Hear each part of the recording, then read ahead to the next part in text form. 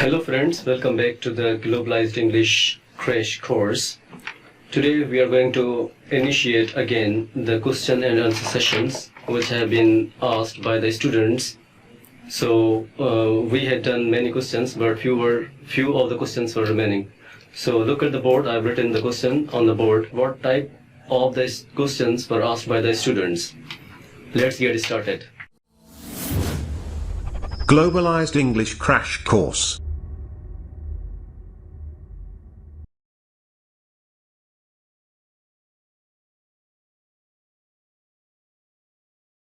Question number 6. Question number 6 is what is subject in a sentence? A sentence. Sentence के अंदर subject कौन सा होता है? ठीक है, सेंटेंस के अंदर सब्जेक्ट कौन सा होता है, ये हमें कैसे पता चले कि सब्जेक्ट जो है सेंटेंस के अंदर वो कौन सा है, वो आज हम रिवाइज करने की, रिपीट करने की या एक्सप्लेन करने की कोशिश करते हैं.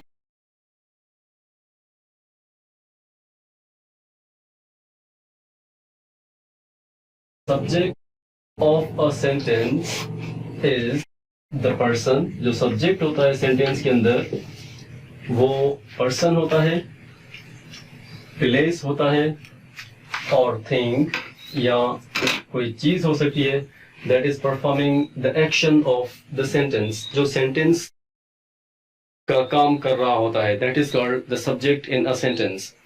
सब्जेक्ट का बहुत ही इजी जो वे है, सब्जेक्ट का जो बहुत ही इजी जो डेफिनेशन है वो यहाँ पर दी गई है. This is second definition of a subject.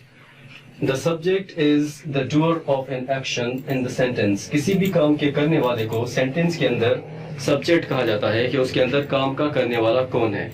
जो काम का करने वाला होता है that is called the subject in a sentence. मिसाल के तौर पर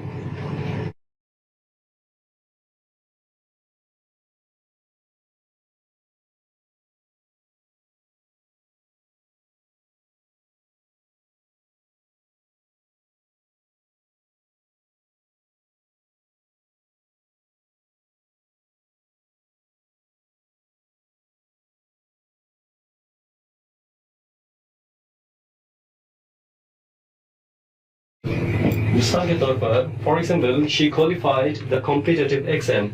तो यहाँ पर काम का करने वाला कौन है? काम का करने वाला शी है. She is a subject. ठीक है, she qualified the competitive exam. उसने कॉम्पिटिटिव एग्जाम पास किया.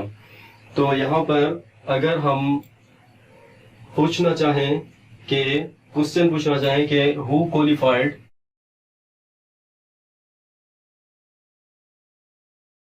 Who qualified the exam? Exam किसने क्वालिफाई किया? ठीक है, तो लफ्ज हु लगाने से जब हम लफ्ज हु लगाते हैं तो हु हमें क्या बताता है? डायरेक्ट हमें सब्जेक्ट की तरफ देखा जाता है. एग्जाम्पल नंबर 2 है,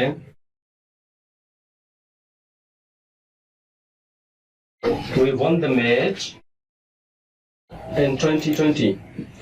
हमने 2020 के अंदर मैच जीता था. ठीक है, तो यहाँ पर जो डूअर ऑफ एन एक्शन है वो कौन सा है? यहाँ पर डूअर ऑफ एन एक्शन जो है वो वी है. She is subject, like that we is subject. We भी सब्जेक्ट है. ठीक है, तो यहाँ पर क्वेश्चन नंबर एग्जाम्पल नंबर 2 के अंदर जो सब्जेक्ट है वो वी है. अगर हम जानना चाहें कि सेंटेंस के अंदर सब्जेक्ट कौन सा है तो हमें जो क्वेश्चन पूछना है वो हम हु के साथ पूछेंगे, जैसे हमने एग्जाम्पल नंबर 1 के अंदर लिखा है. इसी तरह से हम एग्जाम्पल नंबर 2 के अंदर लिखेंगे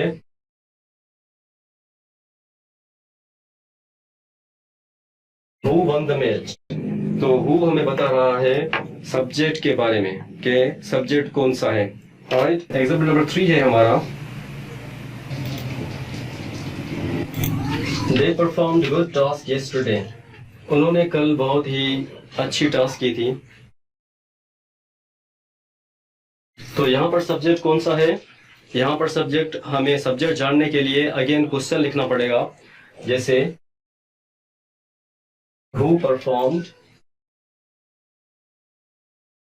the task. Who perform the task, task किसने परफॉर्म की थी.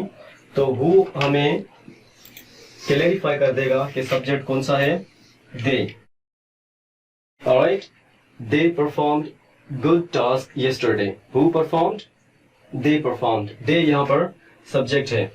Alright, तो doer of an action, तीनों examples के अंदर जो doer of an action है, first के अंदर she है, second के अंदर we है, third के अंदर they है. ये तीनों हमें बता रहे हैं कि ये कौन सा काम कर रहे हैं. These subjects are called the doer of an action. काम के करने वाले, ये तीनों सब्जेक्ट्स जो हैं ये काम के करने वाले कहलाते हैं सब्जेक्ट के अंदर. Alright, there are many types and kinds of the subjects. हम जो टाइप्स और काइंड्स हैं सब्जेक्ट्स की ये बाद में पढ़ेंगे. नेक्स्ट जो क्वेश्चन स्टूडेंट्स का था सब्जेक्ट के अंदर, जो नेक्स्ट क्वेश्चन बॉक्स के अंदर जो नेक्स्ट क्वेश्चन था स्टूडेंट्स का, वो था व्हाट इज वर्ब. वर्ब कौन सा है, आइए देखते हैं कि what is verb in a sentence. Sentence के अंदर वर्ब कौन सा काम करता है. Question number 7,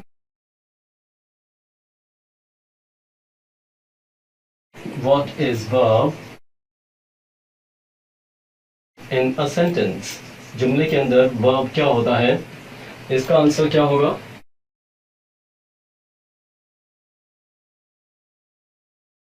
the verb is an action और वर्क. किसी भी काम को सेंटेंस के अंदर वर्ब कहा जाता है.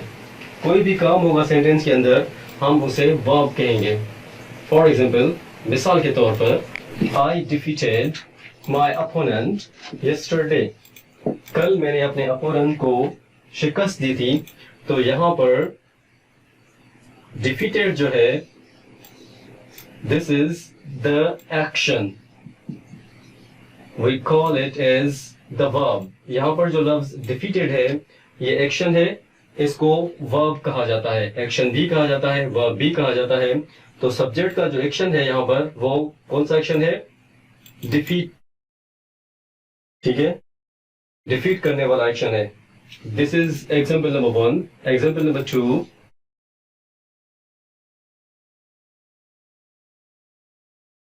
Students played a good trick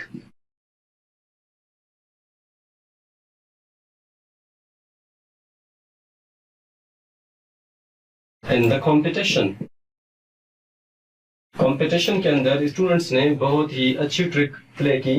तो यहाँ पर जो वर्ब है सेंटेंस के अंदर वो प्ले है.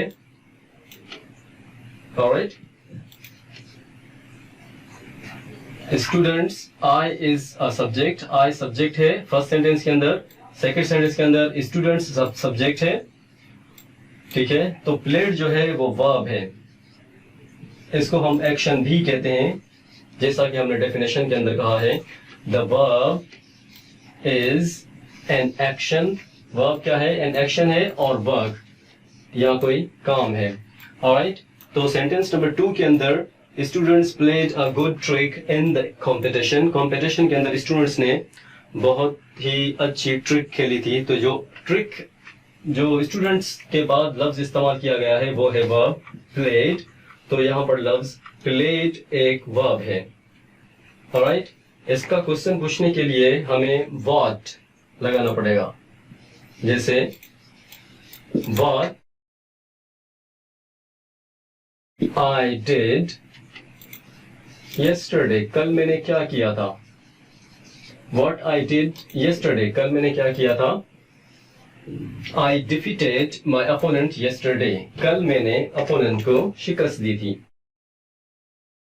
Alright, तो यहाँ पर भी students played a good trick in the competition.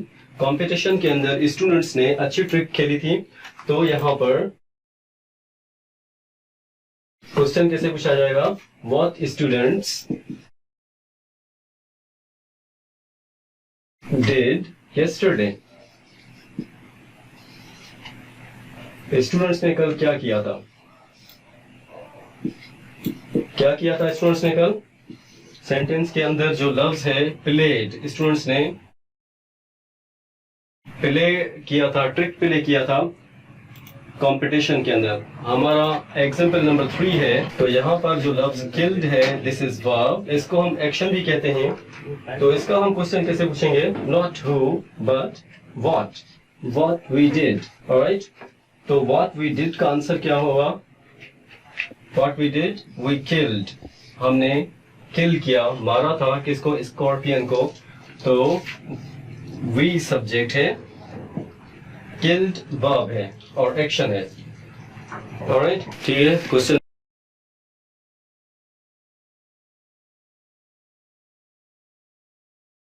Number 8 जो स्टूडेंट्स ने पूछा था वो था व्हाट इज ऑब्जेक्ट। ऑब्जेक्ट क्या है?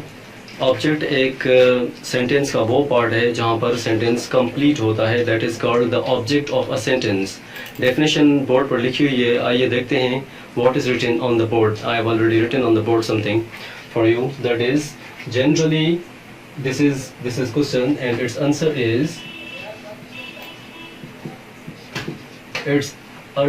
is generally we use the word object to talk about the thing, person where action is done। जहाँ पर एक्शन कंप्लीट हो जाए वहाँ पर सेंटेंस खत्म हो जाता है, तो हम उसको ऑब्जेक्ट कहते हैं। नंबर 2 पर क्या दिया हुआ है?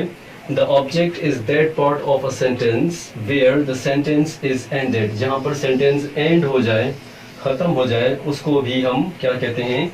ऑब्जेक्ट कहते हैं। मिसाल के तौर पर, फॉर एग्जाम्पल, जुमला है They drove a car in the desert। उन्होंने डेजर्ट के अंदर कार चलाई। ठीक है, तो जो लफ्ज इन द डेजर्ट है, दिस इज द ऑब्जेक्ट। अच्छा, ऑब्जेक्ट के भी 2 काइंड्स हैं, एक डायरेक्ट ऑब्जेक्ट होता है, दूसरा इनडायरेक्ट ऑब्जेक्ट होता है। ठीक है, डायरेक्ट ऑब्जेक्ट एक अलग चीज़ है, इनडायरेक्ट ऑब्जेक्ट एक अलग चीज़ है, ये हम आपको बाद में पढ़ाएंगे सेंटेंस स्ट्रक्चर के अंदर। ठीक है, तो a car is also the object and in the desert is also, there are two objects in one sentence. We'll write the simple sentence here.